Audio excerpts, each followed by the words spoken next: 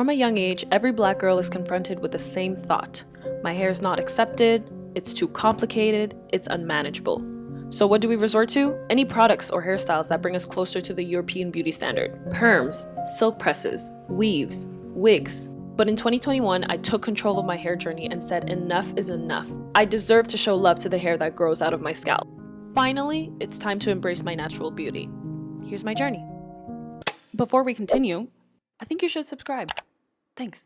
Hey shapers, welcome back to Shaping Sarah, a space where you can get motivated on all things dance, fitness, and personal development. So I asked you guys on Instagram to ask me what you wanted my next video topic to be, and a lot of you wanted me to talk about my natural hair journey. Today we're gonna get into everything. I'm gonna talk about my journey. I'm gonna give you guys tips on how to appreciate your hair in a world that hates it. When I finally started loving my Afro, my life changed for the better completely. Not to be dramatic. I'm always dramatic when I say this. I'm always like, this thing changed my life. No, it really did. I really hope this helps my community. I hope it helps, honestly, anyone who has a hair texture that is non-European standard. This video is going to be centered around 4C hair texture, which is the texture I think I have. I feel like I have that texture. Anyone who has a hair texture that's not European standard, this video can be really helpful for you. Grab your water, stay hydrated, and let's get into this topic because we're going to talk about something. And today's comment shout out goes to Tasha, who says, your energy, your personality, you're grabbing my attention every damn video, and you're too funny. You were made to do this, YouTube. Keep killing it, sis. Thank you so much for your constant support. I want to do YouTube full-time one day. I will do YouTube full-time one day because I love sharing my journey so much. So I really appreciate this comment. So what is 4C hair? 4C hair is hair that is extremely curly. Like not curly, but like extremely curly. Very, very curly. It could be described as coily. It's always very, very shrunken from the actual length that you are. So a lot of times 4C hair is associated with negative adjectives. Back in the days, it was described as, you know, hair that's very tough, hair that's unruly. It was described as nappy. These kind of terms that were talked about during slavery time, they're actually still apparent today in the community. And nappy back in the days was used as a derogatory term to make black people feel less than. And texturism back then was a very, very big deal. If you had a looser hair texture, maybe like a 3A, 3B, then you would be, you know, able to sleep inside the house. If you had texture that was more 4C, then they would have to work outside and they would have to do all the tough work, the dirty work outside. In other words, looser curls were seen as much more acceptable back in the days, and it's still the case today. I didn't want to get too much into the history because that's not the point of the video. You can look at other videos for like the history on hair. I can also recommend a book. Hold on, I'll go get the book. In the meantime, go like this video. Thank you. It's called Hair Story by Ayana D. Bird and Lori L. Tharps. I didn't get to finish it because I was moving on to another book, but I definitely plan on finishing this. It's called Untangling the Roots of Black Hair in America. Now I want to switch gears and talk about my personal experience with growing up with 4C hair. So my mom, bless her, bless my mom, but she would hate taking care of my hair. It was a pain in the ass for her. She did not like it. She did not enjoy it. It was not an enjoyable process for her. And yeah, I just don't enjoy it. It's not an enjoyable experience for me. And she made that very clear. And every time she would do my hair, it was just too aggressive. It was a lot of huffing and puffing. She sounded really annoyed, pulling my hair left, right, and center. It made me hate the process of getting my hair done. And it sucks because in our culture as black people, like getting your hair done, it should be a very therapeutic thing. It should be relaxing. It should be calm. It should be a positive experience. But I didn't have that growing up, well, with my mom. So unfortunately, I hated the process of getting my hair done, and it just caused so much friction between me and my mom when it was time to get my hair done. I didn't want to do my hair. She didn't want to do my hair. So we're just looking at each other like who's gonna fight first? Like very often, pretty much every time she would hot comb it in order to make it like easier to manipulate. Pause. Comment below if you remember the hot comb cooking up on the stove. That was the scariest points of my life, you guys. Tell me that don't look scary. And because of that, you know, we all got the ear burn. I probably still have an ear burn somewhere on my ear. I was always scared of the heat and I didn't want it to be close to me. It was just not an enjoyable experience, to say the least. And I remember one time she permed my hair and my sister was like, yeah, you're never touching her hair again. let me take care of her hair now. And my sister learned how to braid. She learned how to do everything so that she could take care of her own hair, because she knew my mom was not finna do any of that for her. My sister twisted the narrative. She said, I'm gonna learn how to braid hair by myself. I'm gonna learn how to do my own hair so that I can enjoy this process. From then on, she took charge of my hair, and she would do my hair every time. She would braid it every month.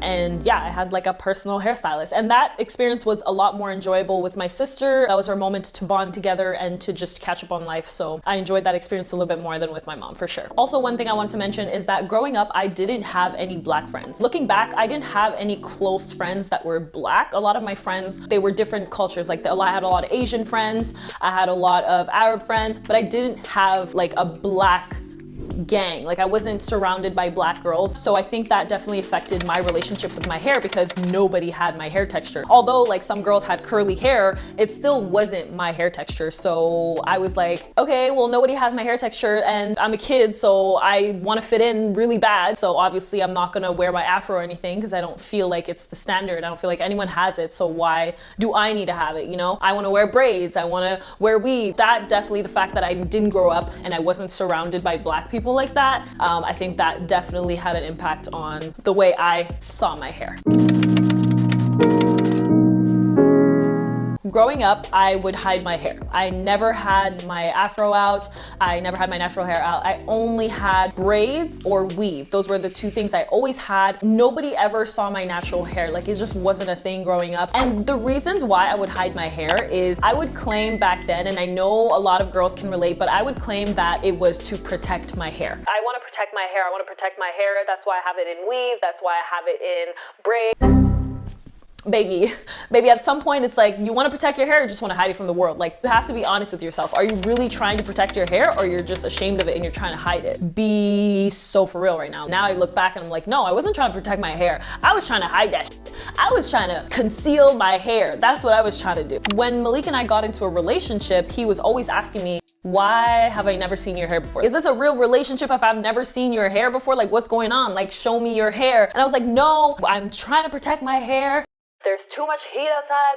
There's too much snow outside. It's up with my hair. I need to protect this. He never saw my hair for, I think, our first year. When you think about it, it's like, are protective styles actually protective? Are they actually protective styles, or is it just a way for us to hide our hair? Let's be so for real, you guys. Is it actually protecting your hair, or is it an excuse to hide behind the shame of your hair? When I had weave-in all the time, you guys. And then when I used to have weave-in and then I would have to take out my hair, I would be so impatient during the takedown process. I would take it down myself, but I would accidentally cut my own hair so many times. If you're taking down your own weave, you can easily cut your hair by accident. You should always have someone do it for you, and even then there's still a risk. So as I'm taking down my hair, I'm like, oh, I'm so tired, my shoulders are tired, and a clump of my hair is on the floor, a clump of my natural hair is on the floor. So is it really protective, or is it just a means to hide our hair? And another reason why I wouldn't wear my natural hair is I used to say it was to not have to deal with my natural hair. Oh, I just don't feel like dealing with my natural hair. Like I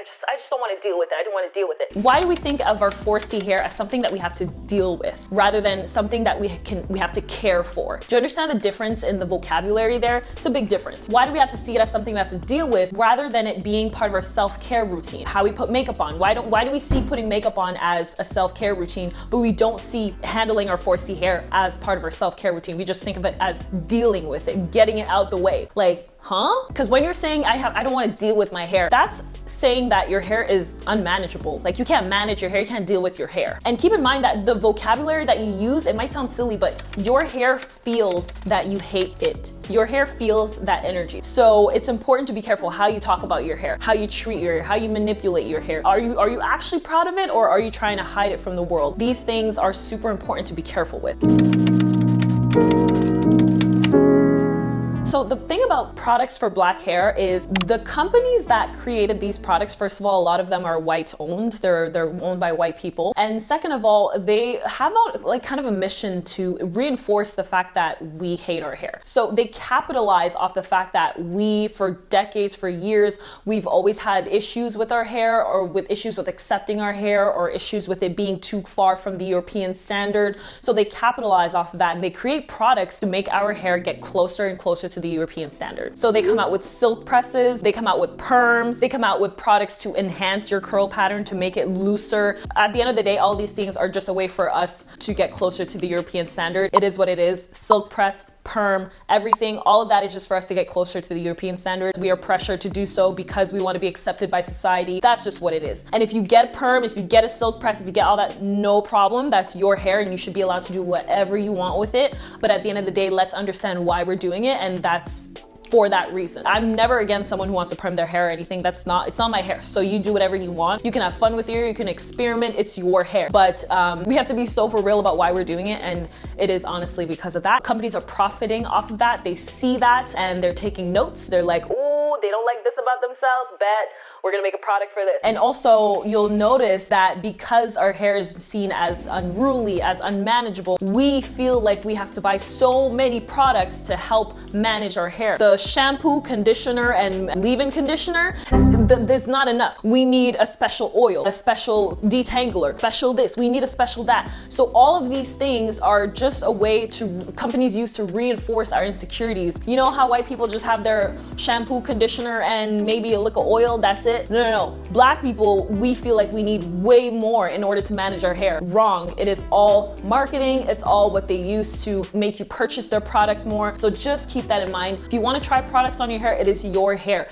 Have a blast, but just keep in mind what these companies are doing, and it's just at the end of the day to make you spend more money, and they're capitalizing off of your insecurity. You don't actually need 10 steps, 10 different products. You don't actually need 10 different conditioners, 10 different oils. You don't need that.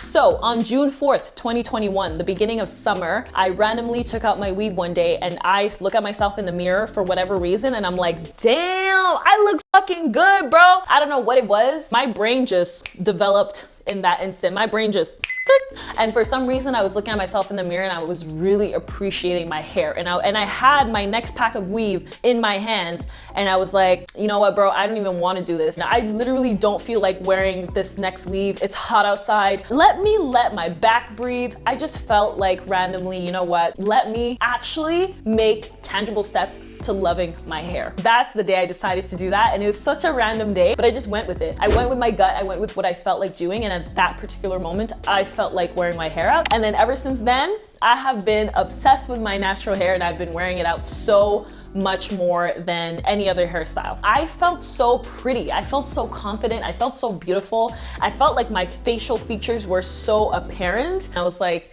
yo, this, man, I'm a natural bitch now. I'm gonna be natural. And then that's when I started watching loads and loads and loads of YouTube videos about natural hair journeys, how people started taking care of their hair, what products they use, how to keep my hair moisturized, what my 4C hair needs, how to strengthen it. The thing about those videos, it's a good and a bad thing. It's really good to watch those videos to learn about your hair, right? But it's also can be very insecure in a sense because you'll see that a lot of these girls are using so many products to manage their hair. Again, like we were saying before, the feeling of having to manage your hair. So you feel like, oh, I need to go buy that. I need to go buy this. No, you really don't. But anyways, that's a whole other topic for another day. But I was watching a lot of natural hair videos and I was really appreciating and seeing how other women were embracing their hair, how they were wearing it, what were different hairstyles they were doing. And I was so obsessed with it and I really enjoyed that time getting to know my hair. It's like I was getting to know myself all over again, you know, my true self, myself within me, not the self that has weave-in or whatever. It's my natural self, how I was born,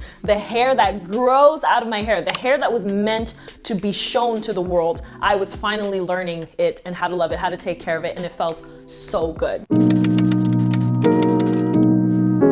So when I started my natural hair journey and I started wearing my Afro out more, I started to realize that I had to change the language that I was using about my hair. For so long, I've been using a certain language that depicts my hair as something that is so hard to handle, something that is annoying, something that is just a nuisance to my life. And I wanted to change that narrative because till this day, we still adopt negative terminology that was used against our ancestors. Things like good hair versus nappy hair, unruly, unmanageable. And if you've been on my IG a while, you know I made a video about this a few years ago. I was explaining the fact that our hair has always been described as something that is unruly and tough. But the thing is, our hair is literally the most fragile hair texture ever. Our hair is so delicate that it literally needs to be kept in a bonnet at night in order for it to not break off. That's how fragile and delicate our hair is. It literally needs to be wrapped in silk at night. Like, if that's not bougie hair, I don't know what bougie hair. That is bougie ass hair. We can't even brush it the way white people do, like just dry brushing it. We can't do that because that'll,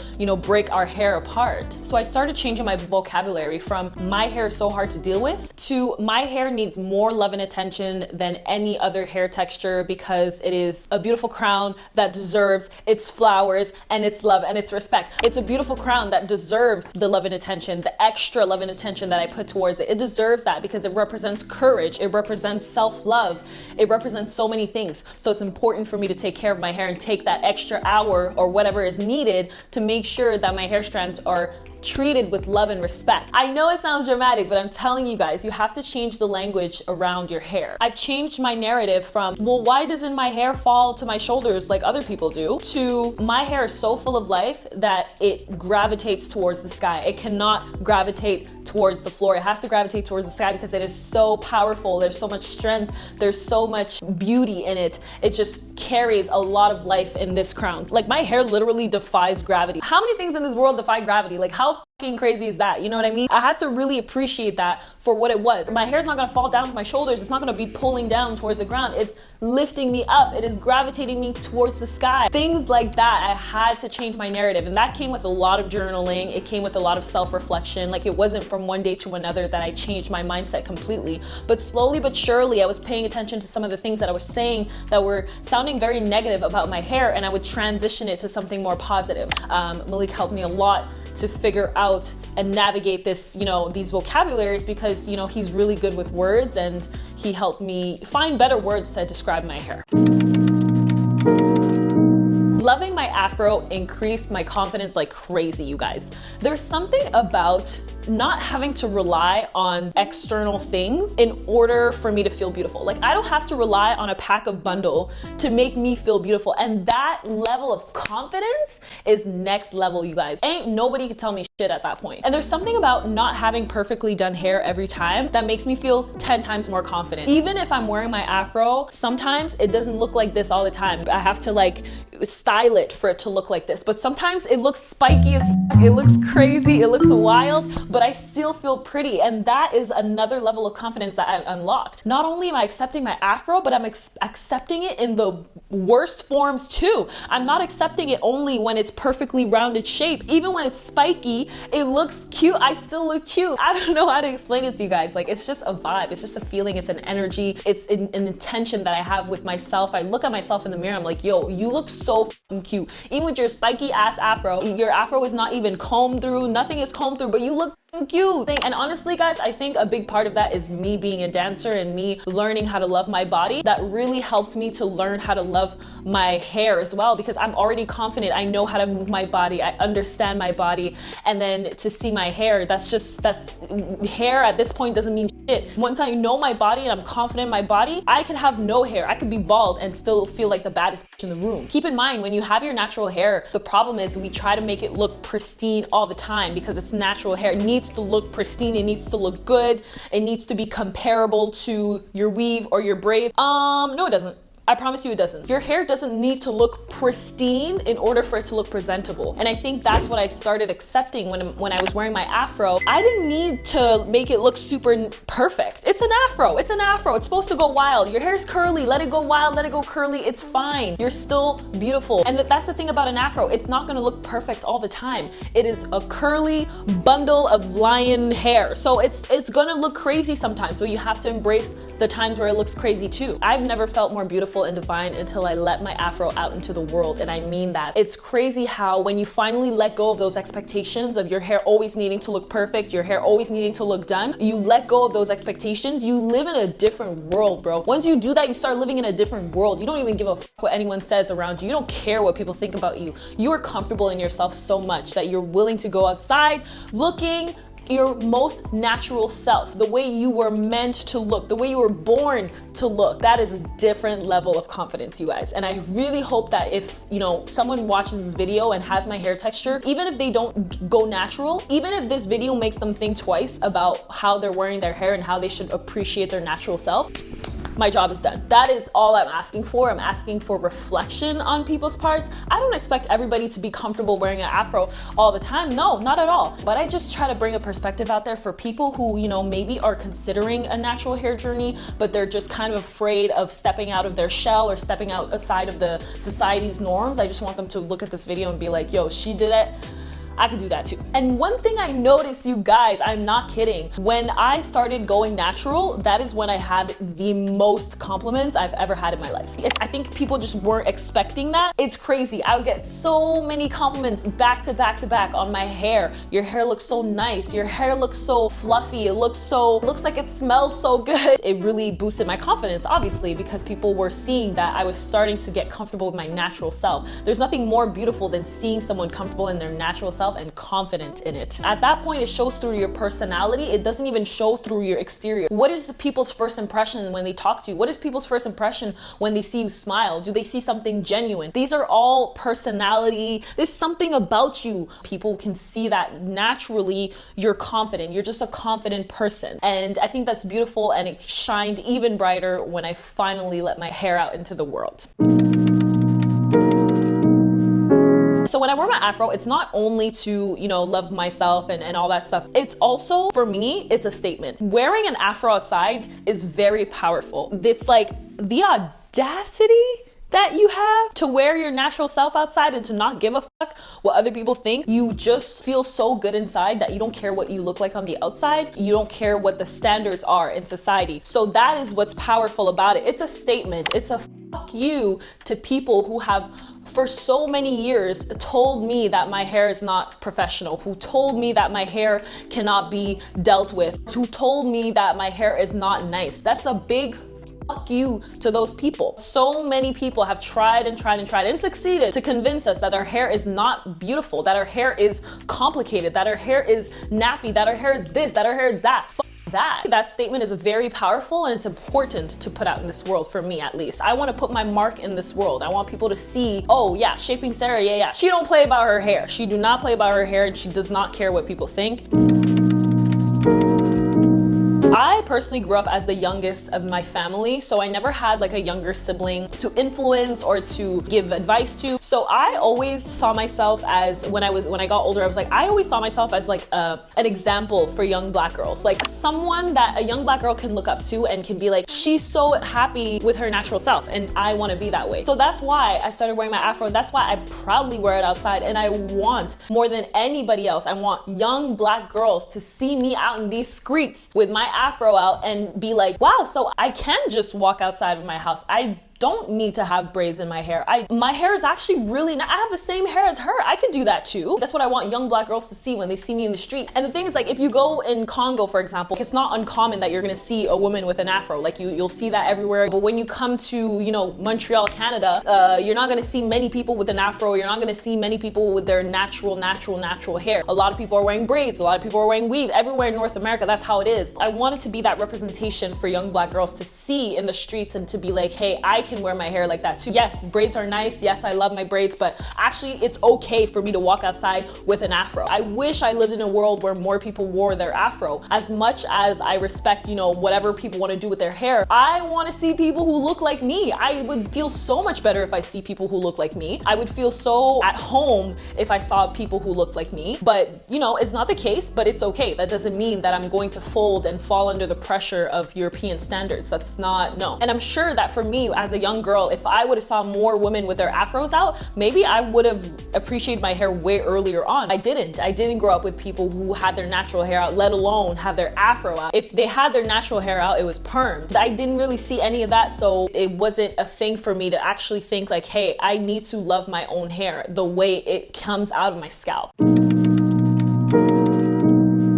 So I want to end this conversation on this one note. Loving your afro doesn't mean only having to wear your afro. That's not my intention. This is not to say that you're only supposed to wear your natural hair. That's not the case at all. What I just wish for our community is for people to show their natural hair even more, or just as much as they show love to their wigs and their weaves. You know, I still wear braids sometimes. I was actually wanting to film this video last week, but I had braids in and I was like, you know what, let me wait till like I take them down and actually do a natural hair video in my natural hair.